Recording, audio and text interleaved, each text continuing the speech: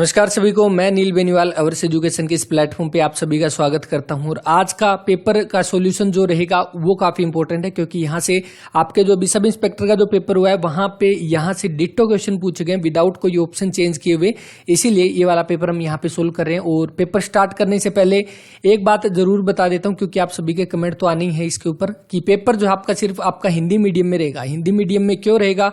क्योंकि आप यहाँ पे देख सकते हैं, क्योंकि ये जो पेपर थे आपके, ये कुछ एक बच्चों के पेपर थे, इसीलिए जिसने जितना पेपर यहाँ पे सेंड किया है उतना यहाँ पे अवेलेबल है, आप तो देख सकते हैं। तो यहाँ पे जो है पेपर सिर्फ और सिर्फ आपका हिंदी मीडियम में रहेगा। तो ये बात पहले यहाँ पे क्लियर कर देता हूँ, बाद में आप बोलोगे कि मैंने यहाँ पे इंग्लिश में दिखाया नहीं है। ऐसा कुछ भी नहीं है, इंग्लिश में अवेलेबल ही नहीं है, वरना इंग्लिश में दिखाने में कोई दिक्कत नहीं होती। तो स्टार्ट करते हैं, देखिए आज की क्लास। और अगर थोड़ा सा यहाँ पे दिखने में प्रॉब्लम है, थोड़ा सा एडजस्ट कर ले, क्योंकि पेपर इंपॉर्टेंट है, इसीलिए ये वाला सोल्व करवाया जा रहा है। पहला क्वेश्चन देखिए आज की क्लास का, 1 वर्ष से कम आयु के नवजातों में प्रोटीन और कैलोरी की एक साथ कमी होना जो है वो आपकी क्या कहलाता है? तो ये आपकी मरासमस कहलाता है। कौन सा? ऑप्शन नंबर ए जो इसका वो राइट आंसर है। इंपॉर्टेंट है, पहले भी एग्जाम में पूछा जा चुका है। उसके अलावा घेंगा जो आपका किसकी कमी से? तो आयोडीन की कमी से आपको पता है घेंगा जो है वो रोग होता है, तो ये भी आपको पता है। इसके बाद नेक्स्ट आपके सामने देखिए, हरियाणा का कुरुक्षेत्र जिला जो है निम्न में से किस राष्ट्रीय राजमार्ग के निकट स्थित है? तो किस राष्ट्रीय राजमार्ग के निकट स्थित हो जाएगा? तो आपको पता है कुरुक्षेत्र आपका किसके? तो NH1 हम कह सकते हैं, NH1 जो है,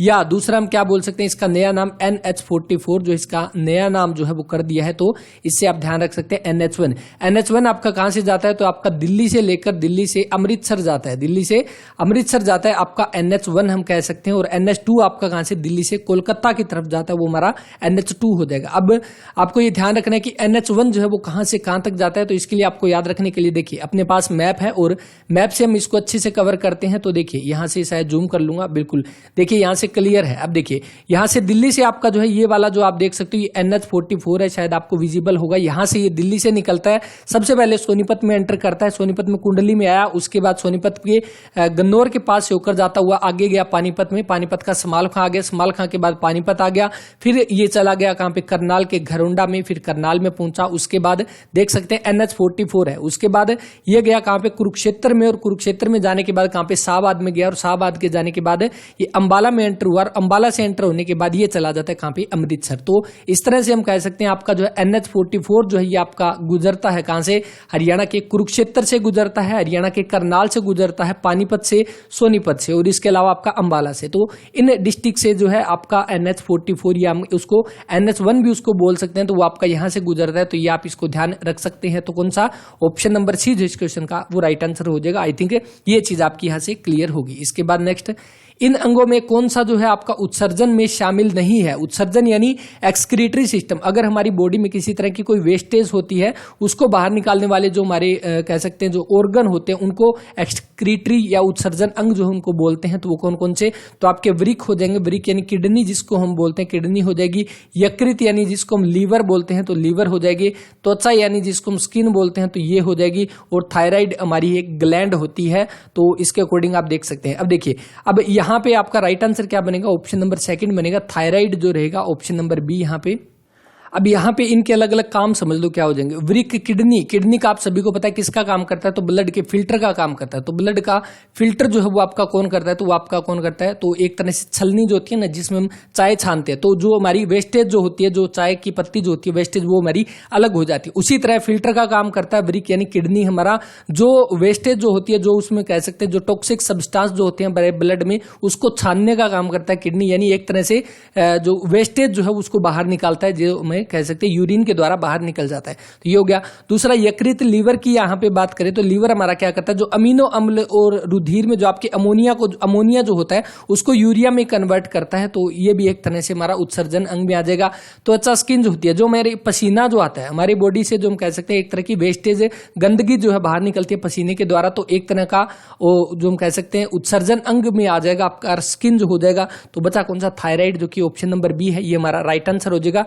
इसके अलावा अलावा आपको पता है यकृत, सबसे बड़ी ग्लैंड अगर पूछ ले, सबसे बड़ी ग्लैंड तो हो जाएगी हमारी कौन सी, यकृत। लीवर अगर सबसे बड़ा ऑर्गन अगर पूछ ले, ऑर्गन कौन सा हो जाएगा, तब हमारा स्किन हो जाएगा। तो ये भी आप इसको ध्यान जो है वो रख सकते हैं। इसके बाद नेक्स्ट, यदि दिए गए शब्द आपके सामने ये शब्द दिया गया है और अक्षरों को व्यवस्थित करने पर एक नया खेल का नाम बनता है, तो शब्द का पहला और अंतिम अक्षर क्या बनेगा, तो बिल्कुल इससे आपका क्या बनेगा, बैडमिंटन बनेगा। और बैडमिंटन का पहला अक्षर आपका बी है और बैडमिंटन तो एन के अकॉर्डिंग आपका लास्ट कौन सा हो जाएगा, एन हो जाएगा। तो कौन सा बनेगा, ऑप्शन नंबर सेकंड जो इसका वो राइट आंसर बन जाएगा। तो आई थिंक ये चीज क्लियर होगी। इसके बाद नेक्स्ट आपके सामने कि इनमें से सूक्ष्म जीव जो है वो आपका दूध को दही में परिवर्तित करता है। तो दूध का जब नाम आ गया तो आपको पता है लैक्ट वर्ड उठाओ, यहां से लैक्ट वर्ड किस में है, तो ऑप्शन नंबर ए यहाँ पे जो है वो इसका राइट आंसर हो जाएगा। लैक्टिक एसिड बैक्टीरिया जो है दूध को दही में परिवर्तित करता है। दूध की बात करें तो दूध का पीएच वैल्यू कितना होता है, तो ये क्वेश्चन आप पे छोड़ता हूँ, ये क्वेश्चन आप कर देना। दूसरी बात, इसमें जो है कौन सा विटामिन जो है, विटामिन यहाँ पे नहीं होता।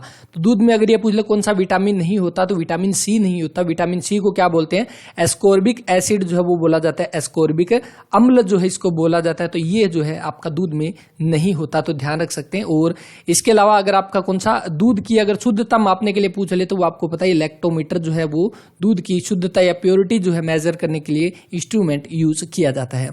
प्रत्येक हार्डवेयर डिवाइस को एक अन्य सॉफ्टवेयर के द्वारा नियंत्रित किया जाता है जिसे डैश कहा जाता है। तो उसे आपका क्या बोला जाएगा, तो उसे आपका ड्राइवर बोला जाता है, जो कि ऑप्शन नंबर डी जो इस क्वेश्चन का वो राइट आंसर है कि प्रत्येक हार्डवेयर डिवाइस को अन्य सॉफ्टवेयर के द्वारा, यानी अगर कोई चीज आपको यूज करनी है तो आपको उसका अपने पीसी में उसका एक ड्राइवर इंस्टॉल करना पड़ता है, तो उस डिवाइस को सक्रिय और उपयोग करने की अनुमति ओएस को दे देता है, वो ड्राइवर हो जाएगा। ऑप्शन नंबर डी जो इस क्वेश्चन का वो राइट आंसर है।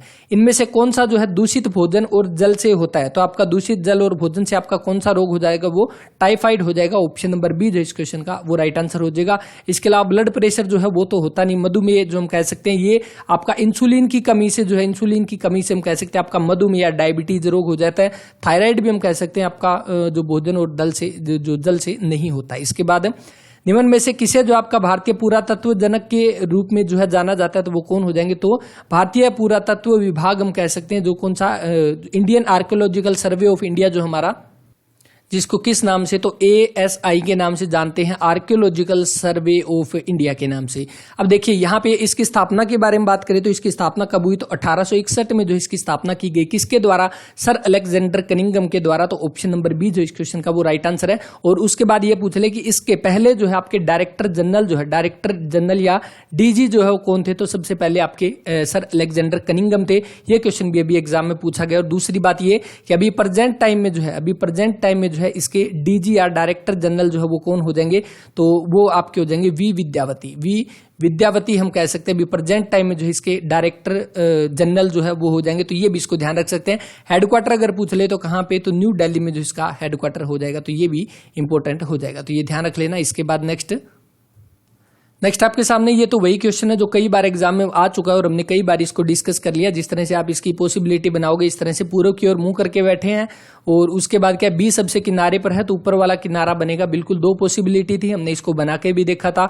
उसके बाद क्या, उसके बगल में आपका ई है तो इसके बगल में आपका ई है, उसके बाद आपका जी आ जाएगा, उसके बाद जो इसने दे रखा है एफ आ जाएगा। उसके बाद डी जो दक्षिण छोर से तीसरे पर है तो उसके बाद 1, 2 और तीसरे स्थान पर आपका डी हो जाएगा। उसके बाद सी जो है डी के बाएं है तो यहाँ पे सी आ जाएगा और यहाँ पे ए आ जाएगा। तो इस तरह से पूरी पॉसिबिलिटी बन गई। अब इसने क्या पूछा है, निम्न में से कौन सा जोड़ा जो है सबसे किनारे पर बैठा है। तो सबसे किनारे पर अगर यहाँ पे पूछ ले तो आप यहाँ पे देखो कौन सा बैठ गया, तो एक तो यहाँ पे ए बैठा है और यहाँ पे कौन सा बी बैठा है। तो ए और बी के अकॉर्डिंग कौन सा, ऑप्शन नंबर ए बनेगा। तो ये क्वेश्चन तो हमने कई बार डिस्कस कर लिया। अब देखिए ये वाला क्वेश्चन अगर आपको याद होगा, एग्जाम में आपका क्वेश्चन पूछा गया था अभी के जो एग्जाम हुए थे उसमें, कि मानव रक्त कोशिकाओं में सबसे ज्यादा मात्रा में कौन सी जो है यहाँ पे पाई जाती है, तो कौन सी हो जाएगी। तो आप यहाँ पे देखोगे सबसे ज्यादा जो है कौन सी, आपकी आरबीसी जो है रेड ब्लड सेल सबसे ज्यादा पाई जाती है। उसके बाद दूसरे नंबर पे कौन, प्लेटलेट्स जो है दूसरे नंबर पे पाई जाती है। और तीसरे नंबर पे व्हाइट ब्लड सेल जो है तीसरे नंबर पे पाई जाती है। तो ये आपकी एक तरह की सीक्वेंस हो जाएगी अगर आपसे ये पूछ ले कि सबसे ज्यादा कौन सी, तो आरबीसी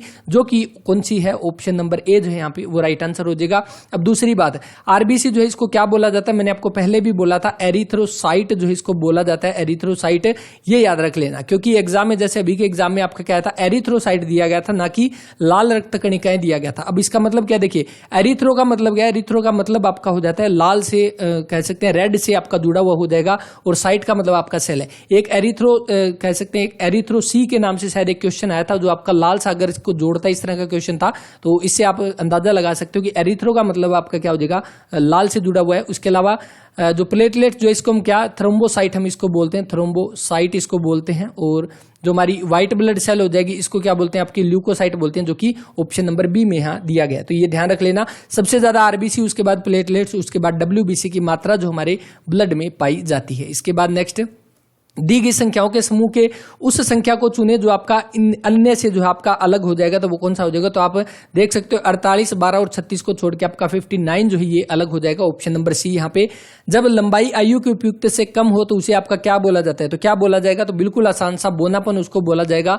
तो इसके बाद नेक्स्ट देखिए 13वां क्वेश्चन जो कि आपका एग्जाम में पूछा गया था, और डिट्टो का डिट्टो क्वेश्चन आपके एग्जाम में पूछा गया था, कहीं भी ऑप्शन में चेंज नहीं था। अगर आपको याद होगा, अगर आपने दिया है नहीं दिया तो आप टेलीग्राम पे जाकर, अपने अवर्स एजुकेशन के टेलीग्राम पे जाकर सारे पेपर जो आप देख सकते हैं, वहां पे अभी के पेपर में आपका ये क्वेश्चन पूछा गया था, वल्लथल नारायण मेनन जो है ये आपका किस कला से जो है, किस नृत्य कला से प्रसिद्ध कलाकार हो जाएंगे, तो कौन से, कथकली के हो जाएंगे। ऑप्शन नंबर डी जो इस क्वेश्चन का वो राइट आंसर है, कथकली। अगर ये पूछ ले कहाँ का जो है शास्त्रीय नृत्य हो जाएगा, तो केरल का जो है ये शास्त्रीय नृत्य हो जाएगा। वल्लथल नारायण मेनन, इनका अगर पूछ ले तो ये किससे संबंधित, तो ये आपके मलयालम कवि से ये संबंधित हो जाएंगे। तो ये भी आप इसको ध्यान रख सकते हैं। अब ये यहाँ पे ऑप्शन में आपके सामने चारों के चारों भारत के शास्त्रीय नृत्य दे रखे हैं। शास्त्रीय नृत्य अगर पूछ ले आपके कितने हो जाएंगे टोटल, तो टोटल आपके 8 जो है शास्त्रीय नृत्य हो जाएंगे। अब 8 में हम यहाँ पे बात करें, 4 तो आपके सामने है, तो पहले इनके बारे में बात करते हैं। मोहिनीअट्टम और कथकली, ये दोनों कहाँ के हैं, तो दोनों आपके केरल के हम कह सकते हैं, आपके जो है शास्त्रीय नृत्य हो जाएंगे, कौन से, कथकली और मोहिनीअट्टम। दूसरी भरतनाट्यम जो दे रखा है ये आपका कहाँ से संबंधित हो जाएगा, तो तमिलनाडु से जो है ये रिलेटेड हो जाएगा। भरतनाट्यम जो दे रखा है, कुचिपुड़ी जो दे रखा है ये आंध्र प्रदेश से रिलेटेड हो जाएगा, आंध्र प्रदेश से रिलेटेड आपका कुचिपुड़ी। तो ये भी आप ध्यान रख लेना, ये भी आपका एग्जाम के पॉइंट ऑफ व्यू से इंपॉर्टेंट है। उसके बाद सामान्य जुकाम जो है, कॉमन कोल्ड हम जिसको बोलते हैं, वो किस विषाणु के द्वारा होते हैं, किस वायरस के द्वारा होते हैं, तो आपके राइनो वायरस जो हो जाएगा, ऑप्शन नंबर सी जो इस क्वेश्चन का वो राइट आंसर है। कौन सा, ऑप्शन नंबर सी बनेगा। इसके बाद नेक्स्ट देखते हैं। इसके बाद आपके सामने प्रच्छन्न भूख जो है निम्न में से किससे संदर्भित हो जाएगा, कौन सा क्वेश्चन आ गया। 14 के बाद 15वां क्वेश्चन देखते हैं। 15वां क्वेश्चन देखिए कि आपका पंडित श्रीराम शर्मा ने हरियाणा के निम्न में से किस साप्ताहिक समाचार पत्र को जो आपका प्रकाशित किया है, तो कौन सा हो जाएगा, तो वो आपका हरियाणा तिलक हो जाएगा। यहाँ पे हरियाणा तिलक, कौन सा, ऑप्शन नंबर जो है जो सी यहाँ पे वो है राइट आंसर हो जाएगा, हरियाणा तिलक। अब हरियाणा तिलक जो इसका संपादन पूछ ले तो 1923 में जो इसका संपादन किया गया, किसके द्वारा, पंडित श्री राम शर्मा के द्वारा, जो कि यहाँ पे ऑप्शन में दिया गया है। पंडित श्री राम शर्मा, इनका संबंध कहाँ से, तो झज्जर से जो है इनका संबंध हो जाएगा। और इनकी रचना अगर ये पूछ ले और कौन सी है, तो हरियाणा का इतिहास जो है ये भी रचना किसकी हो जाएगी, ये भी पंडित श्री राम शर्मा की जो है वो रचना हो जाएगी। तो ये ध्यान रख सकते हैं। इसके बाद निम्न में से कौन सा जो हमारे भोजन में थोड़ी मात्रा में होना जो है आवश्यक हो जाएगा, तो कौन से, वो विटामिन होते हैं, ऑप्शन नंबर ए जो इस क्वेश्चन का वो राइट आंसर है। और हमारे भोजन में थोड़ी मात्रा में आवश्यक है और इंपॉर्टेंट भी है अपनी बॉडी के लिए और अपने एग्जाम के लिए भी इंपॉर्टेंट है। इसीलिए खाने में भी लीजिए और पढ़ने में भी लीजिए, थोड़े थोड़े विटामिन जरूर पढ़ें हर रोज, क्योंकि विटामिन से कई बार एग्जाम में क्वेश्चन पूछे जाते हैं, बहुत बार जो है आपके क्वेश्चन पूछे जाते हैं। जैसे अभी आपके लिए चले क्वेश्चन दे देते हैं, आपके कह सकते हैं जो पानी में घुलनशील विटामिन कौन से है, पानी में खुलने वाले विटामिन जो है वो कौन से, तो कमेंट करके बताना। इसके बाद मानव श्वसन तंत्र में जो आपके नासिका कक्ष में खुलते हैं, मानव श्वसन तंत्र में जो आपके नासिका कक्ष में आपके कौन से खुलते हैं, तो यहाँ पे ये बताना है। तो इसका राइट आंसर कौन सा आपका, नासिका कक्ष कहाँ पे, ग्रसनी में खुलते हैं, ऑप्शन नंबर सी जो इस क्वेश्चन का वो राइट आंसर है। तो ये आप ध्यान रख लेना। इसके बाद भूमध्य रेखा जो है आपके किस देश से नहीं गुजरती, तो इसका आपका बताना है। तो कहाँ से, ये आपकी चिल्ली से नहीं गुजरती, ऑप्शन नंबर ए जो इस क्वेश्चन का वो राइट आंसर रहेगा।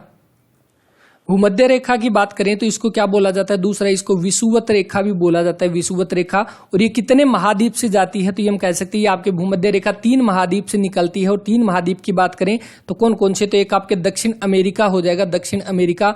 दूसरा कौन सा, अफ्रीका। तो अफ्रीका तो वैसे भी आपका एकमात्र ऐसा महाद्वीप है जहां से आपकी तीनों की तीनों जो रेखाएं हो जाएगी, जैसे आपकी कर्क रेखा, मकर रेखा और आपकी भूमध्य रेखा, तीनों की तीनों अफ्रीका महाद्वीप से जो है आपकी निकलती है। आपके दक्षिण अमेरिका हो गया, अफ्रीका हो गया। तीसरा कौन सा, एशिया किया तो इन तीनों के 3 महाद्वीप के हम कह सकते हैं टोटल कितने, तो टोटल आपके 13 देशों से जो है गुजरती है भूमध्य रेखा, तो आप इसको ध्यान जो है वो रख सकते हैं। बाकी भूमध्य रेखा अपने भारत से भी गुजरती है, और भारत की बात करें तो भारत के कितने राज्यों में से गुजरती है, तो कमेंट करके बताना भारत के टोटल कितने ऐसे राज्य हैं जहां से भूमध्य रेखा जो है वो गुजरती है।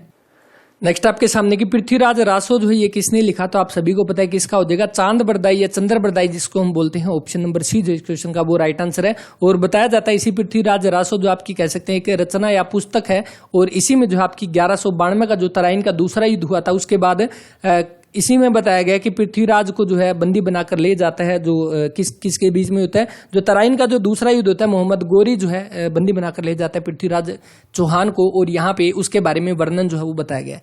राव तुलाराम जो है निम्न में से किसके लिए जो है जाने जाते हैं, तो आपको पता है राव तुलाराम किसके लिए, तो हम कह सकते हैं ये हरियाणा के 1857 के विद्रोह का जो है इन्होंने नेतृत्व किया था, तो ये आपका इसका जो है वो राइट आंसर हो जाएगा। कौन सा, ऑप्शन नंबर ए जो इसका राइट आंसर है 20वें क्वेश्चन का।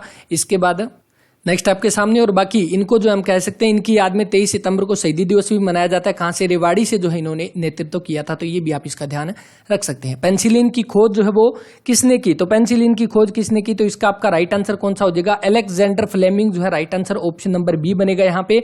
इसके अलावा कौन सा, रॉबर्ट कोच जो दे रखा है लुई पास्चर। सबसे पहले लुई पास्चर के बारे में बात करते हैं, इंपॉर्टेंट है क्योंकि इन्होंने जो है किस किस की खोज की, तो एक तो आपका दूध का जो पास्चराइजेशन जो हम करते हैं, जो पास्चराइजेशन करते हैं, तो वो आपका जैसे दूध को स्टोर करने के लिए पैकेट में स्टोर किया जाता है, वो आपका प्रोसेस जो है किसके द्वारा दिया गया, वो आपका लुई पास्चर के द्वारा। इन्हीं के नाम पे जैसे पास्चराइजेशन कहा जाता है, इसी के नाम पे जो इसका नाम रखा गया। दूसरा, रेबीज का जो टिक्का जो है, रेबीज का टिक्का जो है वो किसके ने खोज की इसकी, तो वो भी खोज की गई लुई पास्चर के द्वारा। तीसरा, जो कोलेरा हम कहते हैं या हेजा जो कहते हैं, हेजे का टिक्के की भी खोज का श्रेय जो है वो जाता है लुई पास्चर को, तो ये भी आप इसको ध्यान जो है वो रख सकते हैं। दूसरा, रॉबर्ट कोच जो दे रखा है, टीबी का जो हम कह सकते हैं कीटाणु या विषाणु जो हो जाएगा, उसकी खोज टीबी या हेजा की जो है वो किसके द्वारा की गई है, तो वो भी आपके रॉबर्ट कोच के द्वारा की गई है। दोनों की थ्योरी आप के ध्यान रख सकते हैं। अब बचा कौन, एंटोनी वॉन ल्यूवेनहोक, तो कमेंट करना इस क्वेश्चन का आपके लिए, तो ध्यान रख लेना पेंसिलिन की खोज अलेक्जेंडर फ्लेमिंग ने की, ऑप्शन नंबर बी जो इस क्वेश्चन का वो राइट आंसर हो जाएगा। इसके बाद कौन सा हो गया, 21 के बाद 22वां क्वेश्चन देखते हैं। नेक्स्ट आपके सामने की एक रोग जो एक व्यक्ति से दूसरे में चला जाता है वो आपका कौन सा कहलाता है, तो कौन सा, तो बिल्कुल आप सभी को पता है संक्रामक रोग हो जाएगा, ऑप्शन नंबर डी जो इस क्वेश्चन का वो राइट आंसर है। कम्युनिकेबल डिजीज हम इसको बोल सकते हैं। संप्रेषण की प्रक्रिया में इनमें से कौन सा जो है स्त्रोत है, तो कौन सा स्त्रोत हो जाएगा, तो हम कह सकते हैं यहाँ पे प्रेषक जो दे रखा है, ऑप्शन नंबर बी जो इस क्वेश्चन का वो राइट आंसर है। अब भाई इंग्लिश में इसको समझना आपकी कह सकते हैं, आप पढ़ सकते हैं इसको कैसे भी, क्योंकि यहाँ पे अपने पास जो है पेपर अवेलेबल नहीं है, और मेरे पास क्या ये पेपर आपको कहीं भी अवेलेबल नहीं होगा, क्योंकि ये कुछ गिने चुने बच्चों के पेपर थे यहाँ पे, इसीलिए ये पेपर हमारे पास अभी तक नहीं पहुंचा।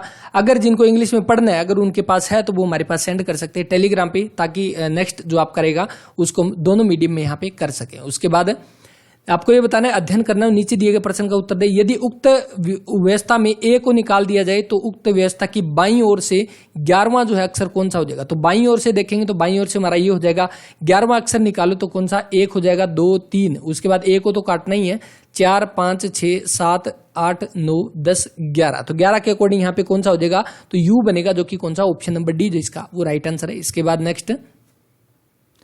नेक्स्ट आपके सामने की हरियाणा की सबसे पुरानी नहर जो है वो कौन सी हो जाएगी, तो सबसे पुरानी नहर आपको पता है कौन सा, पश्चिमी यमुना नहर है। वैसे क्वेश्चन के अकॉर्डिंग देखें तो आपका पश्चिमी और पूर्वी दोनों बनेगा ऑप्शन के अकॉर्डिंग, लेकिन हरियाणा की बात करें तो हरियाणा में अपनी पश्चिमी बनेगी।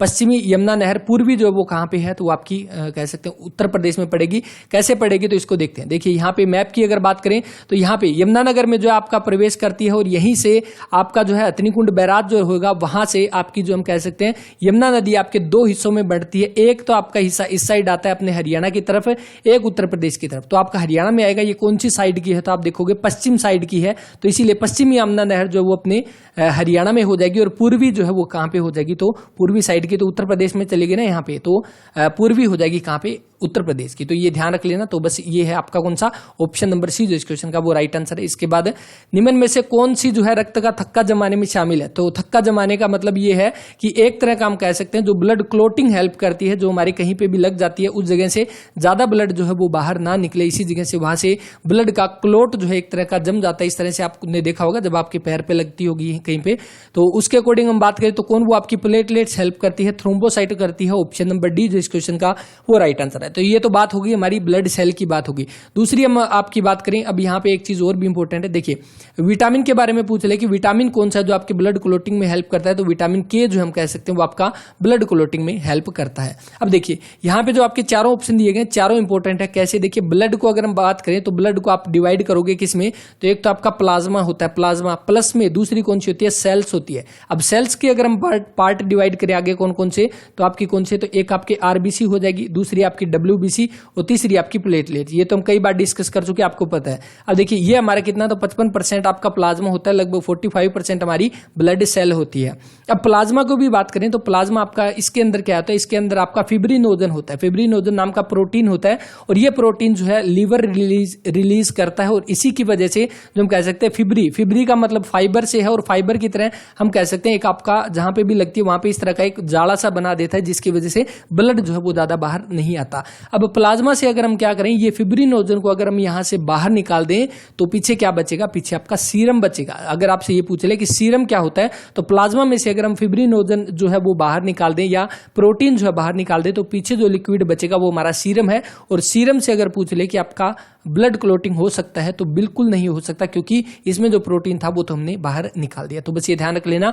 तो और यहाँ पे 26 का जो है right answer platelets option number D जो है वो बन जाएगा। निम्न में से कौन सी जो है मांसपेशियां हृदय से संबंधित है, तो आई थिंक बताने की जरूरत नहीं होगी, राइट आंसर आप सभी को पता है इसका। इसके बाद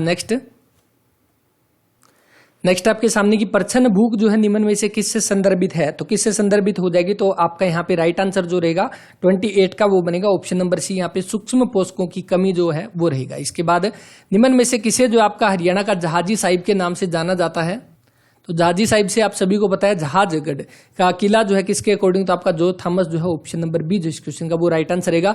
जॉर्ज थॉमस पूछ ले कहाँ का निवासी, तो आयरलैंड का जो है वो निवासी हो जाएगा, आयरलैंड से। और आयरलैंड से हमने क्या बोरो की है आपके भारतीय संविधान में, तो कमेंट करना आपके लिए रहेगा। देखिए आयरलैंड का जो है निवासी हो जाएगा। और उसके अलावा किसने इसको जो है हाँसी को जो है अपनी राजधानी जो है कैपिटल अपनी हाँसी को बनाया था। इसके अलावा ये जो है आपका कहाँ पे हो जाएगा, तो 1802 में जो इसकी मृत्यु हो जाएगी कहाँ पे, बहरामपुर में। तो बहरामपुर में जो इसकी मृत्यु हो जाएगी 1802 में, तो ये भी ध्यान रख लेना इंपॉर्टेंट है। दूसरा जहाजगढ़ का जहाज कोठी हम कह सकते हैं, जहाजगढ़ का किला या जहाज कोठी या जो है जहाजगढ़ संग्रहालय जो है, जहाजगढ़ संग्रहालय जो हो जाएगा, ये अभी के एग्जाम में पूछा गया था। तो ये आपका कहाँ पे, तो हिसार में पड़ेगा। और किसके लिए फेमस हो जाएगा, जॉर्ज थॉमस के लिए। किसकी सेना में जो है ये काम करता था, तो बेगम समरू जो है उसकी सेना में, बेगम समरू का जो आपका महल हम कह सकते हैं कहाँ पे हो जाएगा, तो गुरुग्राम में जो है इसका महल हो जाएगा। तो बस ये ध्यान रख लेना। इसके बाद नेक्स्ट देखिए 30 क्वेश्चन यहाँ पे। नेक्स्ट है यहाँ पे कि लार ग्रंथियां यकृत यानी आपकी हम कह सकते हैं स्लाइवा ग्लैंड्स जो हो जाएगी। इसके अलावा लीवर हो जाएगा। इसके अलावा हमारा पैनक्रियाज या अग्नाशय जिसको बोलते हैं, ये आपके किसके भाग हो जाएंगे, किसके पार्ट है, तो आप सभी को पता है किसके, अपने डाइजेशन में ये हेल्प करते हैं, पाचन में हेल्प करते हैं। ऑप्शन नंबर डी जो इस क्वेश्चन का वो राइट आंसर हो जाएगा। इसके बाद श्वसन के दौरान गैसों का विसरण जो है निम्न में से किस में होता है, तो किस में होता है, तो एलोवियोरल परत जो होती है ऑप्शन नंबर ए जो इस क्वेश्चन का वो राइट आंसर रहेगा। एल्वियोलर परत जो है ऑप्शन नंबर ए इस क्वेश्चन का राइट आंसर है। इसके बाद नेक्स्ट हरियाणा का निम्न में से कौन सा जिला जो है आपका rice of bowl of Haryana के रूप में नहीं जाना जाता है, तो हमने अभी तक पढ़ा आपके धान का कटोरा जिसको हम बोलते हैं, धान का कटोरा वो हम किसको, करनाल को बोलते हैं। लेकिन एक चीज और ध्यान रखनी, दो हमारे तीनों के जो हो जाए कुरुक्षेत्र, करनाल और कैथल जो है तीनों के हम कह सकते हैं ये धान के कटोरे के नाम से जाने जाते हैं। कटोरों के अकॉर्डिंग आप के लगा सकते हो, तो ये सारे के सारे के नाम से आपके जो है जाने जाते हैं। तो इसके अकॉर्डिंग कैथल भी हम कह सकते हैं, कुरुक्षेत्र भी हमारा, करनाल भी हो जाएगा। तो कौन सा जींद जो है इसका राइट आंसर है। इसको हम जो rice of bowl of Haryana के रूप में नहीं जो है जानते हैं। तो right answer option number D बनेगा। दूसरा कैथल, कुरुक्षेत्र और करनाल में कौन सी मृदा पाई जाती है, भारी मृदा जो है वो पाई जाती है, भारी मृदा जो है वो पाई जाती है, डाकर मृदा जो है वो पाई जाती है। तो ये भी आप इसको ध्यान रख सकते हैं। इसके बाद नेक्स्ट वह है जिसे एक इलेक्ट्रॉनिक उपकरण के सर्किटरी में बनाया गया है जो चुंबकीय डिस्क पर रहने वाले किसी पीसी के ऑपरेटिंग सिस्टम से जो है आपका अलग जो है वो हो जाएगा। तो कौन सा आपका ऑप्शन नंबर बी जो है एम्बेडेड ऑपरेटिंग सिस्टम जो है इसका राइट आंसर होगा। इसके बाद बाकी कंप्यूटर के जितने भी क्वेश्चन है उनको अगर डिटेल में पढ़ना है तो आप पढ़ सकते हैं, अलग से प्ले लिस्ट बनी हुई है वहां पे जाके, तो वहां पे सारे के सारे ऑप्शन हमने जो है डिस्कस किए हुए हैं। नेक्स्ट आपके सामने की दो संख्याओं का जो है अंतर, दो संख्याओं का डिफरेंस यहाँ पे दिया गया। बड़ी संख्या का 20% है यदि छोटी संख्या 20 है तो बड़ी संख्या। पहली बात तो ऑप्शन उठाओगे तो बिल्कुल आसानी से हो जाएगा, ऑप्शन रख के देखो। दूसरी बात यहां से करते हैं हम 20% दे रखा है तो 20% को हम क्या लिखेंगे 1/5 लिखते हैं, यानी परसेंट हटाने के लिए डिवाइड में 100 लिखा तो कितना 20 से कम 20, 20 5 100, 1/5 आ गया। अब 1/5 में क्या दे रखा है बड़ी संख्या का 20%, बड़ी संख्या का 20% का मतलब ये हमारी बड़ी संख्या आ जाएगी, ये हमारी बड़ी संख्या। और एक का मतलब क्या, एक उनका डिफरेंस है, यानी एक अगर हम 5 में से माइनस कर देंगे तो कितना बचा 4, और 4 हमारी कौन सी छोटी संख्या यहां पे बनी। लेकिन हमारे क्वेश्चन में दे रखा है कितना 20 है, तो 4 की वैल्यू कितनी है 20, 1 की वैल्यू कितनी 5 गुना हो जाएगी, तो इसी के अकॉर्डिंग बड़ी संख्या की वैल्यू कितनी है 5 गुना करोगे तो 25 जो है इसका राइट आंसर बनेगा, जो कि ऑप्शन नंबर ए जो यहाँ पे वो दिया गया। दूसरा ऑप्शन उठा के करोगे तब भी हो जाएगा, आसान सा क्वेश्चन है। इसके बाद जब अक्रिष्ट जल में जैव रासायनिक ऑक्सीजन की मांग अधिक हो तब निम्न में से क्या जो है होता है, तो क्या होता है इसका ऑप्शन प्रदूषण संभावना जो है अधिक हो जाएगी। इसके बाद कभी कभी नेटवर्क मीडिया की तुलना उस डेटा की मात्रा से की जाती है जो वे ले जा सकते हैं, उनमें एक कारक को आमतौर पर ये आपका क्या बोला जाता है, तो क्या आपका बैंडविड्थ जो है ऑप्शन नंबर सी इस क्वेश्चन का वो जो है राइट आंसर हो जाएगा। इसके बाद हरियाणा में जो आपका नौरंगाबाद टीला जो है वो आपका कहाँ पे हो जाएगा, तो नौरंगाबाद का टीला हम कह सकते हैं छोटी काशी आपका जो है भिवानी में हो जाएगा, ऑप्शन नंबर ए जो इस क्वेश्चन का वो राइट आंसर है कहाँ पे भिवानी में। बाकी इनके बारे में ज्यादा डिस्कस नहीं करते और बस ध्यान रख लेना भिवानी की आपको पता आरक्षित सीट भवानी खेड़ा है और 1972 में जो इसकी स्थापना हुई थी। इसके बाद हृदय द्विभीतीय परितीय बैग में आपका सुरक्षित होता है, यानी हार्ट अपना जो है एक जो बैग जो होता है एक तरह का बैग जो होता है उसमें आपका सेफ होता है, तो वो हमारा बैग जो उसको क्या बोला जाता है, तो क्या बोला जाएगा उसका पेरिकार्डियम बोला जाएगा, ऑप्शन नंबर ए जो इसका वो राइट आंसर है। और आई थिंक ये क्वेश्चन बताने की जरूरत ही नहीं थी क्योंकि क्या नाम आ गया कार्डियम नाम आ गया, तो बिल्कुल आसानी से आप इसका राइट आंसर कर सकते हो। इसके बाद हरियाणा के पहले जो है राज्य कवि कौन है, तो पहले राज्य कवि कौन हो जाएंगे, तो वो उदय भानु हंस हो जाएंगे, जो कि राइट आंसर कौन सा ऑप्शन नंबर डी जो इस क्वेश्चन का वो राइट आंसर बनेगा, उदय भानु हंस जो है वो रहेंगे। इसके अलावा दूसरे पूछ ले तो दूसरे आपके खुशीराम शर्मा हो जाएंगे। बाकी पंडित नेकीराम शर्मा जो इनको किस नाम से, तो हरियाणा केसरी के नाम से जो इनको जाना जाता है। उदय भानु हंस जो हो जाएंगे इनको राज्य कवि का सम्मान कब दिया गया, 1967 में। कब, 1967 में जो इनको सम्मान दिया गया, तो ये आप ध्यान रख सकते हैं, ये आपका इंपॉर्टेंट जो है वो हो जाएगा। इसके बाद नेक्स्ट राष्ट्रीय राजमार्ग जो है आपका 10 हरियाणा के राज्य के निम्न में से किस जिले से नहीं गुजरता, तो NH10 के बारे में यहाँ पे बात की गई है, NH10 तो आपका कहाँ से नहीं गुजरता, तो पहली बात तो ये NH10 जो है उसका आपका नाम बदल दिया गया है और नाम बदल के आपका क्या कर दिया गया है NH9 जो हम कह सकते हैं इसका नाम बदल दिया गया, लेकिन HSSC अभी भी इसको NH10 मानती है। अब ये हरियाणा के किस जिले से गुजरता है, कहां से नहीं गुजरता, तो इसको देख ही लेते हैं। देखिए